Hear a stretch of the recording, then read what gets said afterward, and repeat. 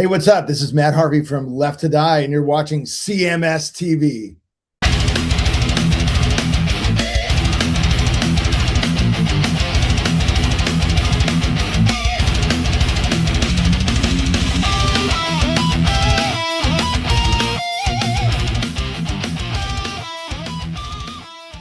It is Chris Akin Presents, and I, of course, am Chris Akin, and today we are getting into some legendary death metal territory. It's a new band, I guess, but it's built off of a lot of greatness from the old days, and we are going to talk all about it. The band is called Left to Die.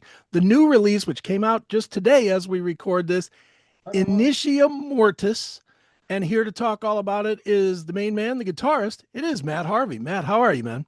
I'm good, man. Thank you for having me. I'm stoked to see this record finally come out. Absolutely. And let's talk about this thing, man, because I'm not sure where we even are. Let's start with Left to Die, the band, the project, the whatever we're calling this. What is it? Is it a band?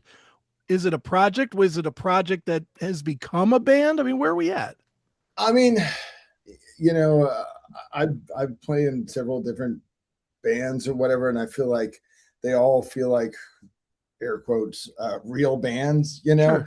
Um, and when we're doing it, whatever it might be, whether it's Exhumed or Gruesome or Left to Die or what have you, at that moment, it's a band. It's just that with geographical distance and logistics and the realism of everybody's schedules and stuff.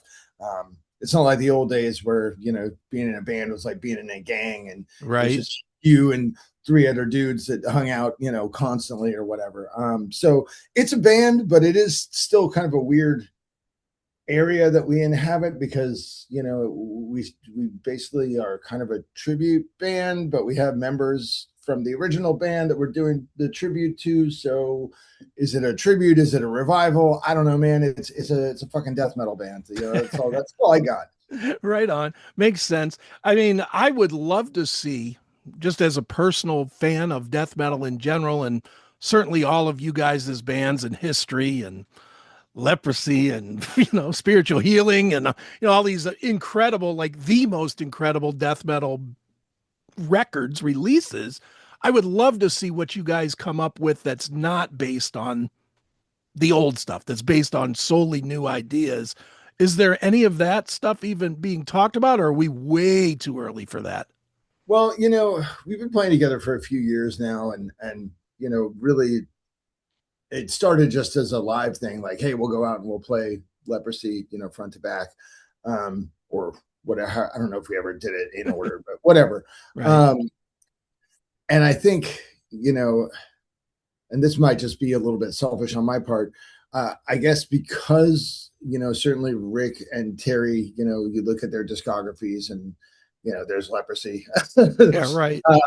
There's From Beyond, two of the all-time classic death metal albums, and then Onward, and Backward too, all the Massacre demos, and Rick was on all the Mantis stuff and, some of the early Death rehearsals and all that. So I feel like whatever we do is going to be, if we were to do something new, it would be put against this really, really unforgiving kind of yardstick, where Mm, it's like, this isn't one of the top 10 best death metal records of all time, therefore it's a failure.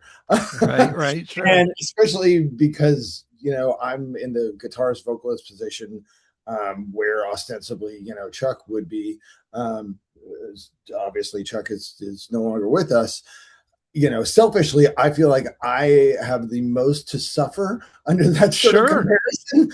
And I don't know that I'm really dying to put myself under that kind of weight of expectation, because even if we did make the greatest record of all time, people would still be like, well, it's not as good as, the classics. Hmm. And, you know, I don't want people to think, oh, who does this guy think he is? Because I'm not out here trying to be, Chuck Jr. or Chuck's replacement or anything like that. I Sure. mean, I'm just trying to help these old songs get heard, and re-recording the early stuff was a nice way to sort of finally be able to say, hey, are you guys ever going to record something? Yes, we are. And then also kind of escape the weight of those expectations while still, because so much of this early stuff, I mean, almost all the recordings of these songs are recorded on a boombox, Right. So we were still delivering something that was, hadn't really been done before.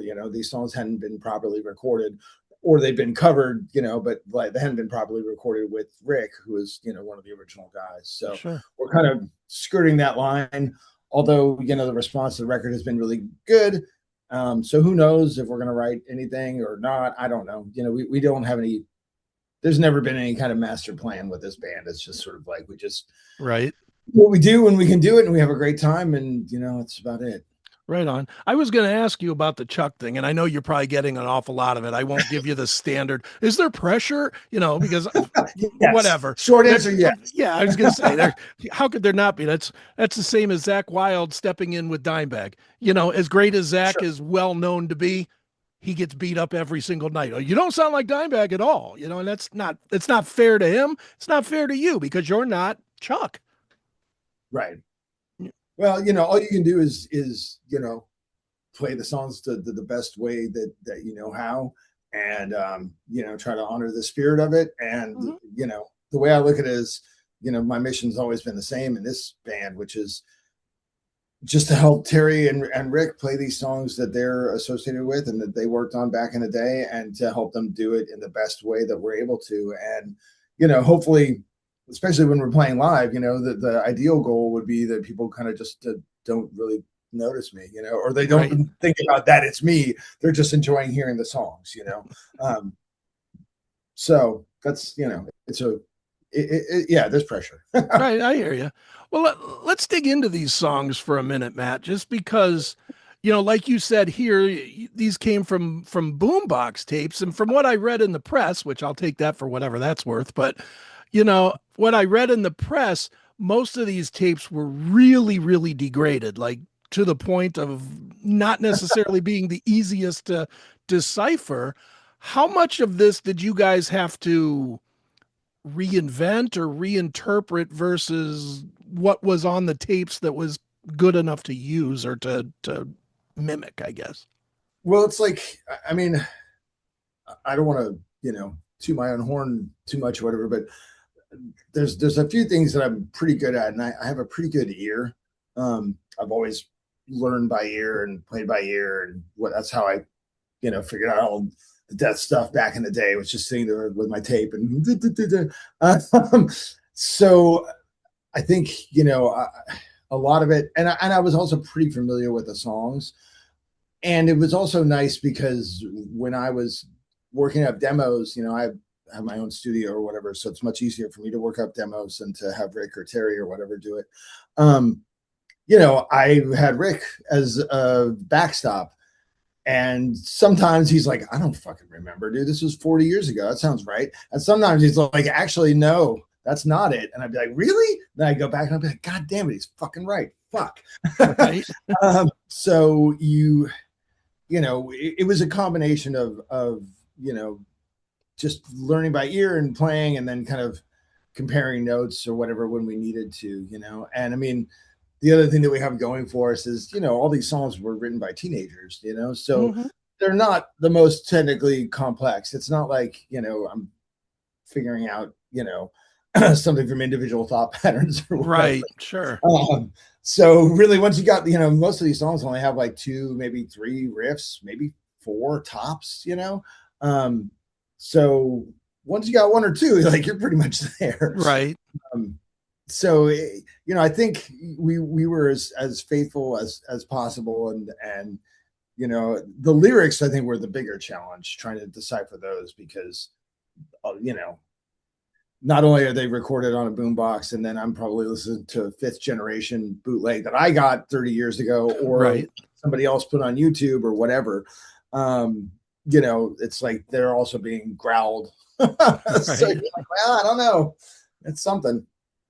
Right on, man. Hey, metalheads! Tired of waiting for new episodes? Crave the real, raw, classic metal show? For just $4.99 a month, you can become a CMS VIP. You get every episode a full week early, completely uncensored, and 100% commercial-free. It's the only place to interact directly with the show, plus you score the Fast Pass, so your song requests get bumped straight to the head of the line on every live version. So what are you waiting for? Subscribe right now at classicmetalshow.locals.com and become a CMS VIP today. The other thing I wanted to ask you too, and this is specific to you, Uh-oh. you're a creative guy. I mean, let's say it, whether it's gruesome or exhumed or, your history is creative. Is it difficult within your own self to not kind of wander off and, well, I think it would sound better with this, or, I know the intent, but I also know musicians, and musicians are never really thrilled to be copying stuff as much as adding their own spin, I guess, to it. Well, I mean, thankfully I have a lot of outlets for self-expression. And, I think that I didn't come into this like like getting an assignment or whatever. Like, this is stuff that I have a real reverence for and a real love for.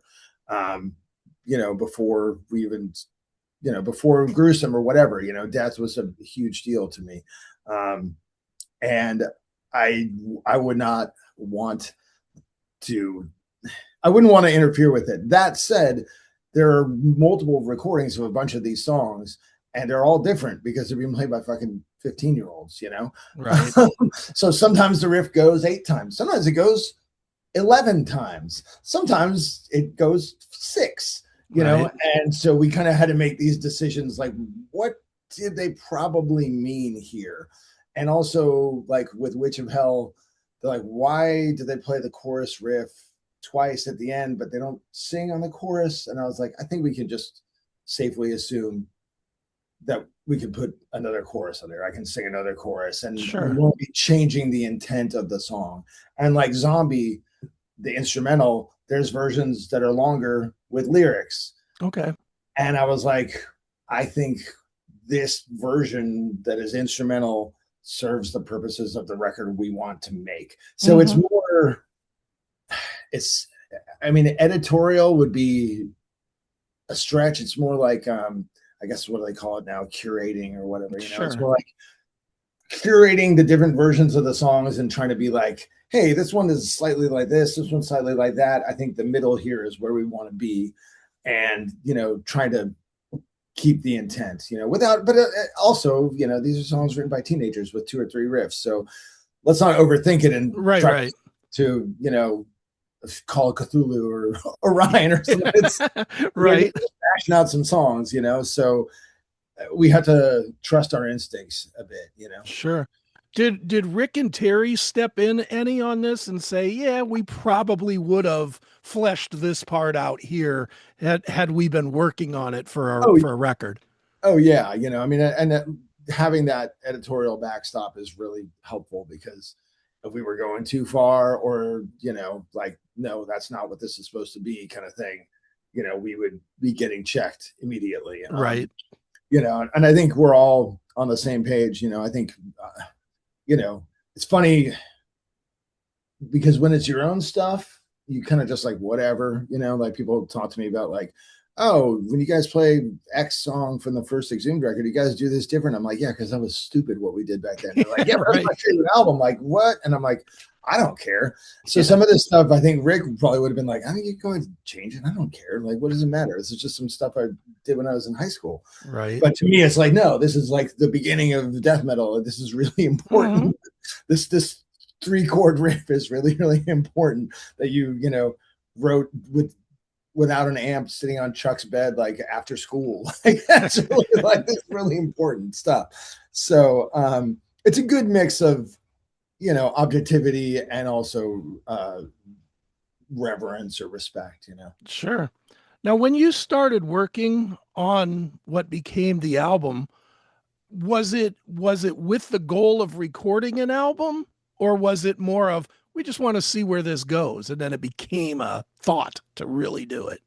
Well, no, it really was it was one of those things where as soon as it presented itself as an idea, I was like, oh yeah, there's an album right there.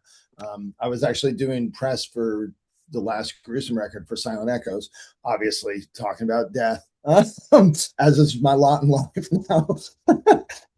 And there was a guy in Belgium whose name I can't recall, and I feel quite guilty about it. And he was like, "Hey, I really liked when Gruesome did that Legion of Doom cover for Twisted Prayers, because Twisted Prayers is sort of our companion piece to Spiritual Healing. The main riff in Legion of Doom got reused in Spiritual Healing, blah, blah, blah." And he was like, it was really cool to hear that song with good production. And he's like, "I would love to hear some more stuff like that. Have you ever thought about doing that?" And I was like, "No, not until right now, but hold that thought." Right. Do not put this question in the interview. And I was like, that's it. Because, we'd sort of played around with the idea of writing some stuff, and it just didn't really pick up any momentum. And we didn't really feel like, I don't know, we didn't really feel like we had something to say that wasn't going to be kind of repetitive. And as soon as that dude said that, I was just like, yeah, that's it. That's the answer. Got it. And so I immediately was like, yeah, this is a whole album. Because there's a few songs, honestly, I thought I'd heard pretty much everything, but there was a couple songs that I discovered in the process of putting this record together, like Seizure and Rigor Mortis, I'd never heard before somehow. But yeah, it was like, there's tons and tons of songs we could do. And it was just like, I tend to think like that. I see the whole thing, and then I got to work backwards to get the details. I don't go from like small to big. I go from big to small. Sure. Now, I know I read that there was a couple of tracks that did not make this, that came from the early cassettes. What was it about these songs was it that you didn't think that those songs that were written were good enough? Or was it that you didn't think what you guys did to interpret it was right for those songs? It was more that the vibe of the songs was a little bit different. Okay. Because somewhere in like 85, maybe early 86, I'm not entirely sure what the timeline was, but Chuck started playing with some different people, specifically like Eric Brecht, Kurt from DRI's brother, that he did the Back from the Dead demo with. And this is sort of at the height of, or the beginning of, I guess, like the crossover kind of thing, where there was like this kind of like arms race in terms of beats per minute, like who could be, was punk and hardcore going to be faster, or was metal going to be faster? And the tempos started really creeping up into these sort of like proto blast beat kind of tempos. And honestly, that's some of my favorite stuff from before Scream Bloody Gore. Like, I really love it. But there's not that much of it. There's only like three or four songs. And when we demoed those songs and then played them with these songs, it was like, this sounds like a different band. Like, it doesn't, you know what I mean? Just the vibe was kind of not matching. And, I know like Rick, much like Chuck, is not the biggest fan of these kind of like, quadruple time tempos. Like, you'll never hear Rick like blasting Scum. It's like Slayer, Hellhammer, like that's his lane. Sure. And me, I love that stuff. But and Chuck very much was of that same kind of mindset. Certainly, by the time he was doing Spiritual Healing, it's very well documented that he did not care for blast beats. Sure. Oh yeah. So, yeah, it was just more about really like putting together a group of songs that all sounded like they belonged on the same release. Right on. Well, as a fan that'll rival you of Death, I would like to hear these songs at some point. So please put them out. I think it would be fun. I think maybe we could do like an EP. I mean, Gus used to play in fucking Malevolent Creation. The guy can play fast. Like, he can play really, really fast. So, that's not an issue. It's just, who knows? But it seems like people like this record, and maybe, I don't know, there's enough material out there for a part two, if we really want to continue mining the past.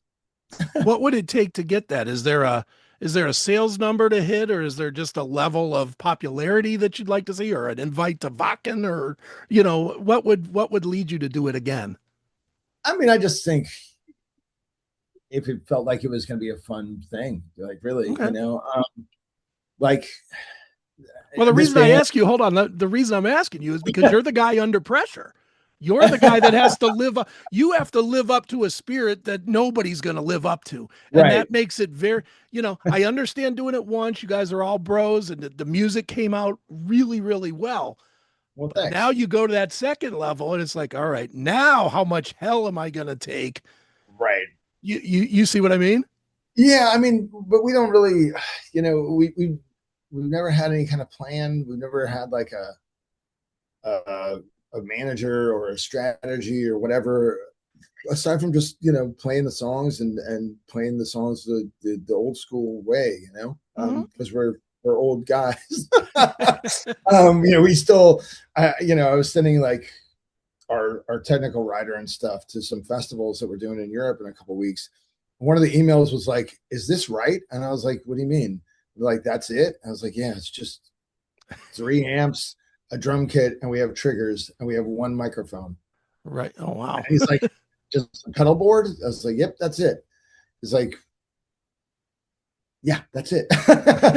So yeah, I mean, I don't. There's no. It's not like we're like, well, we'll see, and if this happens, then we're going to do X. We're just kind of having a good time playing and seeing the people enjoy hearing these songs, and that's really it. There's no goal, there's no master plan aside from just play the songs the best way that we know how. And if it makes sense to do more, and if it feels right, then we'll do it, and if it doesn't, then cool. Right on. Is it when you say if it makes sense to do more and if it feels right, does that mean recording wise or does that mean, I mean, you're getting ready to go out for 2 months to play these. Is that where you're looking for it to feel right or is it just response to the record? It's both. Okay. I mean, it's also going to be like, when we go out and play, are people going to be like, yeah, yeah, yeah, okay, which of hell, who cares? Like, we just want to hear pull the plug again or whatever. Mhm. I don't know. It's tough to sort of gauge how much traction these songs will get in a live setting because, you know, it's like if you're paying your money to come to the show, and you want to hear your favorite song that's been your favorite song for 35 years, do you really want to hear four more new songs that are new to you? They're not new, but they're new to you Sure. or whatever. So I don't know. I mean, it depends how the record does and how the response is live and just how we feel playing the songs.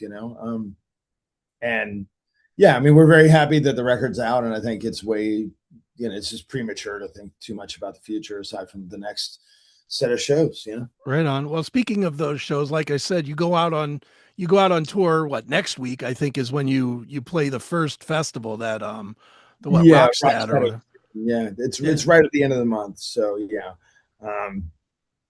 Yeah, so we're feeling good. We're ready. Hopefully people have time to sort of digest the album a little bit. Not that we're going to be playing like the whole record straight through or whatever, but now we're kind of the first tour we did, the first sort of cycle was all of Leprosy and some of Scream Bloody Gore, and then the second cycle was all of Scream Bloody Gore and some of Leprosy, and now we have 3 records to kind of pull from.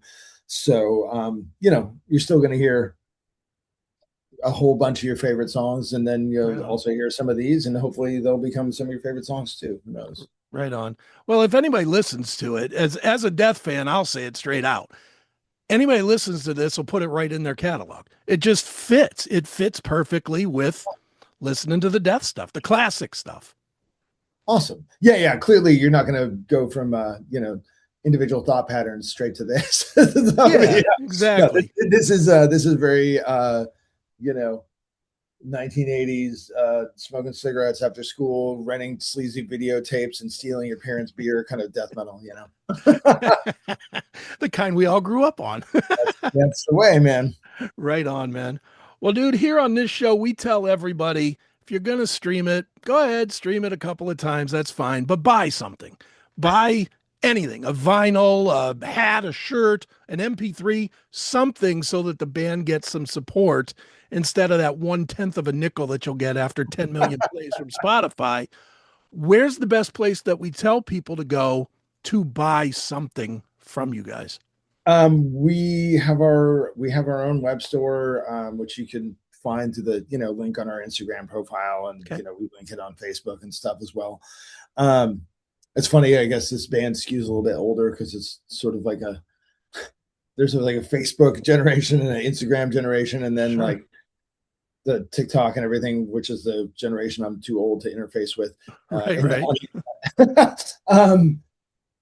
And then you can always go to relapse.com. You know, they're a great label. You can get stuff from our other bands there, whether it's Obituary, Gruesome, Exhumed, Death. You know, it's all there. But you know, the biggest thing is really, you know, if you come to a gig, if we're somewhere near you, I think that's the real, you know, that's where the real juice is, because, you know, the money's great. Don't get me wrong. You know, I want everyone to buy one of everything. But at the end of the day, like, what it's really about is just getting in a room together and, you know, making some noise and you know, just feeling that vibe. Like that's what we're all here for, you know? Right on. Well, you've definitely made some killer noise with this, man. Left to Die, Initium Mortis is the record. It's out now. Go get it. Don't just stream it. Don't be lame. Make sure you get it and check it out. And Matt, this has been fun, man. Thanks for joining me here on Chris Akin Presents. Hell yeah, man. Absolute pleasure. Thanks, bud.